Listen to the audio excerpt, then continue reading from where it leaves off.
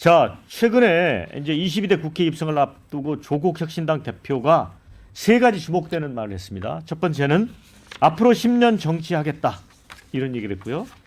두 번째는 창당도 선거도 민주당 도움 받지 않았다. 우리는 민주당 위성 정당이 아니었고 앞으로도 아니다.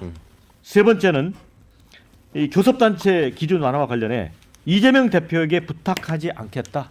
조국 혁신당이 먼저 해달라고 말하는 건 구차해 보인다. 12석 갖고 정치하겠다. 굉장히 좀 결연한 입장이 엿보입니다. 10년 정치하겠다는 것 관련해서는 차차기 대선 도전까지 염두에 두고 있다. 그러니까 사법 리스크가 있더라도 그것까지도 돌파하겠다는 의지가 엿보이고요. 이거 어떻게 보십니까, 김윤수 대변인? 이 제가 이 선거 전부터 얘기했는데요. 그러니까 각자 딴 생각, 동상이몽을 하고 있고 월동주로 끝날 것이다라는 말을 많이 했는데 지금 여기 조국의 적은 원래 조국이라 그랬었거든요. 그 이제 조국은 항상 자신의 각오와 싸운다라고 했는데 이 말도 진실이었지만은 또 하나의 말이 진실인 것 같아요. 과거는 잊혀진다. 그러니까 이게 진짜 잊은 것 같아요. 조국이 얼마나 국민들 가슴을 때렸고 국민들에게 박탈감을 줬고 상실감을 줬었는지 이게 국민들께서 잊었나 하는 물음표도 간혹가다 있어요. 그리고 지금 이제 조국 같은 경우는 어찌됐든 간에 본인의 정치적 입지를 살릴 수밖에 없는데 본인이 법을 잘 아시는 분이니까 물론 뭐 방법이 아예 없는 건 아니겠으나 아마도 제 생각에는 본인이 대법원에서 판결을 받아서 유죄 확정이 날 거라고 생각하는 것 같아요. 네, 유죄 판결을 예상을 어느 정도 하고 있는 것 같고 그 뒤에 정치적인 행보를 그리고 있는 것 같은데 그래서 그 프레임 전략으로 잡고 있는 것이 조국은 내가 노무현 그리고 뭐 김대중 노무현 뒤를 잇는 문재인을 잇는 민주당의 적통이다를 내세우려고 하고 있는 것 같고요. 그리고 이제 이 부분을 경계하는 이재명 당대표가 계속해서 견제를 하는 것 같아요. 그러니까 이것이 더 깊어지면 내분이 될 것이라고도 판단되는데 그럼에도 불구하고 제가 볼 때 조국 당대표가 만약에 피선거권을 잃게 된다라고 하면은 먼 훗날을 기약하기는 좀 힘들지 않을까라고 생각됩니다. 자, 배 부위원장님. 네. 자, 민주당과 관련해서는 이제 위성정당 아니었고 앞으로도 아니라고 했고 그러면서 결국은 생산적 경쟁 관계. 제가 볼 때는 오히려 경쟁이 좀 방침이 찍혀 있는 것 같거든요. 이 문제는 민주당에서는 어떻게 봅니까? 뭐 기본적으로는 저는 협력적 경쟁 관계다 이렇게 봅니다. 일단 윤석열 정권을 향해서 두 분이 또 두 당이 협력하고 또 협력을 통해서 일단 경쟁을 하겠다 이렇게 전망이 되고요. 지금 우리 김 대변인께서 조국의 적은 조국이다 이렇게 얘기를 했는데 저는 윤석열의 적은 윤석열이다 이렇게 좀 돌려드리고 싶어요. 왜냐?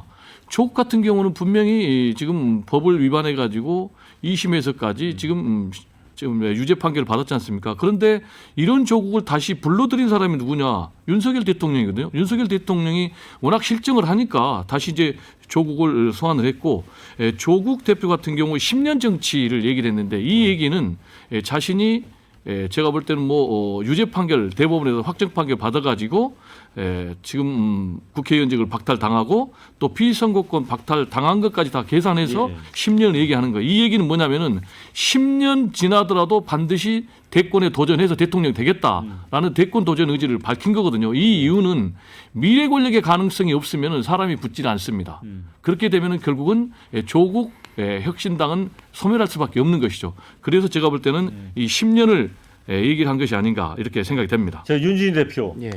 그렇다고 보면 조국 대표가 굉장히 좀 정치를 영리하게 하고 있다고 봐야 되겠네요. 지금 상당히 수를 잘 두는 거죠. 네. 왜냐하면 본인은 어떤 경우에 있어서도 절대로 퇴장하지 않겠다라는 의지를 강하게 표명하면 아무래도 사법부도 좀 약간 정치적 압박을 느낄 수밖에 없고 저는 다음에 대통령이 누가 되든 간에 무조건 조국 대표는 사면받게 돼 있어요. 네. 그거는 기정사실이에요. 제가 네. 봤을 때. 그러니까 10년이 아니라 앞으로 한 5년 6년 뒤면 자유의 몸이 될 겁니다. 네. 제가 봤을 때는. 그래서 지금 조국 대표와 이재명 대표의 관계는 사실 흡사 이명박 박근혜의 그 친이 친박 관계랑 상당히 지금 유사한 패턴으로 가고 있어요. 그러니까 굳이 비유하자면은 조국 대표는 정통성을 가지고 있는 박근혜 전 대통령 같은 그런 느낌으로 계속 민주당의 지지를 받고 있다면 이명박 전 대통령이 혜성처럼 나타나서 이제 그 당시 한나라당을 접수해 버린 거잖아요. 그런 것처럼 지금 앞으로 이 둘의 관계는 상당히 좀 생산적 경쟁 관계로 갈 것 같고 이재명 대표한테도 상당히 좋은 어떻게 보면은 뭐랄까요 페이스 러너라고 해야 될까요? 그런 개념이 아닐까 싶어요. 근데 페이스 주자가 결승선을 먼저 들어갈 수도 있어요.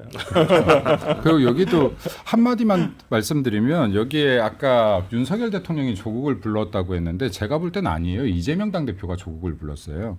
그러니까 조국 대표 같은 경우는 원래 민주연합에 의석수 하나 정도 자기 좀 껴줬으면 했거든요. 근데 이재명 당대표 이걸 거절하면서 갈 곳이 없으니까 방법이 없어서 지금 창당한 건데 이렇게 판을 키워줄 줄 몰랐어요. 이재명 당대표도.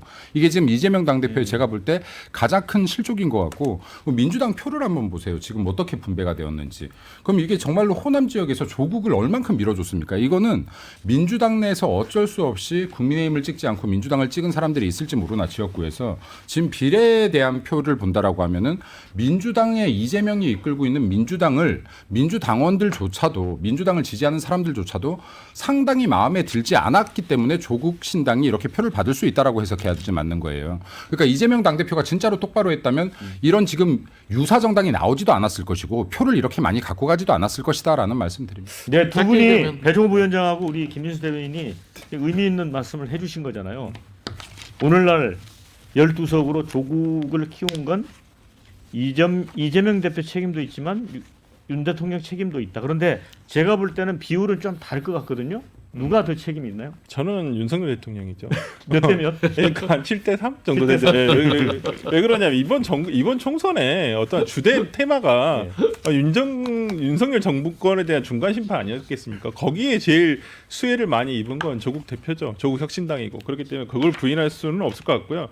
뭐 차차기 저는 차기라고 봅니다. 조국 차기? 대표는 2027년도 차기 대선에 아마 저는 나올 거라고 보고요. 그러면 일부 파기환송 같은 게 가능성이 있다고 보시나요? 저는 충분히 가능성도 있고요. 만약에 대법원에서 확정이 되더라도 사면 받을 수 있습니다. 사면 복권 될 수도 있다고 봅니다. 그러면 윤석열 대통령이 사면할 수 있다. 저는 충분히 가능하다고 봅니다. 가능한 어떤 시나리오. 정치적인 네. 어떤 목적도 있는 걸로 보나요? 그럼요. 그러니까 가능한 시나리오 중에 하나가 뭐냐면 윤석열 대통령의 입장에서는 어찌됐든 간에 뭐 민주당의 분열을 바라서 그럴 수도 있겠지만은 어찌 됐든 간에 사면을 통해서 본인이 어쩌면 결자해지 한다라는 것을 받으면서 본인한테 그러니까 손해가 될 게 없어요. 본인한테 정치적으로 봤을 때는 그렇다고 한다면 사면 복권에 대해서도 상당히 고민하지 않을까 싶고요. 근데 이거 2026년도에서 지방선거가 있어요. 네. 근데 이제 조국 대표가 만약에 조국 혁신당이 지속을 한다라고 네. 한다면 여기서 후보를 내야 돼요. 예. 지방선거 안 할 수는 없잖아요. 그렇죠. 후보 내서 지역구에서 뭐 지자체 선거를 치러야 될 텐데 그때부터 민주당과는 어찌 되었든 간에 호남 지역에서는 뭐 경쟁을 할 수밖에 없고요. 그러니까 피 터지는 경쟁 관계로 가는 거 아니에요? 그 경쟁 관계가 갈 수밖에 없죠. 역사적으로 보면요, 뭐 충분히 가능성 있는 전망인 게요. 전두환 정권 같은 경우에 김대중 전 대통령 같은 경우 사면 복권했지 않습니까? 그래서 결국 이제 노태우 후보가 김영삼, 김대중 또 분열해 가지고 대통령이 당선되는 그런 사례도 있었기 때문에 충분히 가능한 시나리오고 그 전에 또 파기환송이 될 가능성도 있기 때문에 과연 피선거권이 유지가 될지 박탈될지는 지금 미리 판단하기는 굉장히 어렵고 여기서 우리 김민수 대변인은 제가 보니까 굉장히 대변인 역할을 잘하고 있는 것 같아요. 그래서 지금 본인이 아까 비주류라고 그랬는데 네. 곧 친윤 주류가 될 것 같아요. 자, 그 댓글 좀 읽어드리겠습니다. 흥미로운 댓글 많이 보내주셨습니다. 호남 세종에서 1위 지지를 받은 조국 대표, 심지어 부산에서는 2위를 했죠. 국힘에 이어서 이재명보다 더 많은 지지 받음, 이런 지역에서 그랬다는 얘기입니다. 자, 민주당은 지역구 당선에 조국당이 기여한 점 잊으면 안 됩니다. 이런 의견 있고요. 조국처럼 한동훈도 똑같이 수사해야지, 한동훈 특검 기대해라, 이런 의견 있고요. 이재명, 조국 두 사람은 같은 곳을 바라보며 함께 걸어가야 할 동지다. 국회에서 모든 일에 손잡아라, 이런 의견. 자, 범죄자들이 수두룩한데 이겼다고 무슨 건방을 떠나, 또 이런 의견도 있습니다. 윤진희 대표. 근데 조국 대표의 그 아까 망각이라고 하셨는데 사실 조국 대표가 엄청나게 그 문제가 됐던 이유는 정말 조국 대표가 했던 그 행동들이 정말 막 위중한 범죄라는 인식보다는 사실은 국민들이 봤을 때는 본인의 어떤 모순과 위선이었잖아요. 그러니까 과거에 막 조만 대장경으로 막 그렇게 네. 사회에 정의를 쏟아냈던 분이 알고 보니까 좀 파렴치한 그런 범죄를 했다라는 건데 그런 것들이 이제 많이 희석이 된 것 같아요. 국민 민심에서는. 그래서 조국 대표는 이제 앞으로는 날개를 달았는데 오히려 사면 복권을 가장 반대하는 사람이 이재명 대표가 아닐까 싶어요. 전혀 더 다른 시각이 있어요. 그 10년의 범위에 들어가는 경우의 수가 네. 이재명 대표가 대통령이 돼가지고 조국 지금 대표를 또 사면 복권해주면 네. 다음에 도전할 수 있는 길이 열리거든요. 그러니까 그런 경우의 수도 있다라는 얘기를 좀 드립니다. 저 예시까지 들어가기에는 이재명 당대표 사법 리스크가 너무 많다. 아니 이재명 대표가 사면 복권 안 시켜줘도 자연스럽게 기간이 그렇죠. 이미 지나버리니까. 도과를 해보게 되는. 제가 볼 그게 때 안 지금 상황에서는 사법 리스크는 거의 없어지고 검찰 리스크만 높아지고 있는 상황인 것 같은데요. 아이고.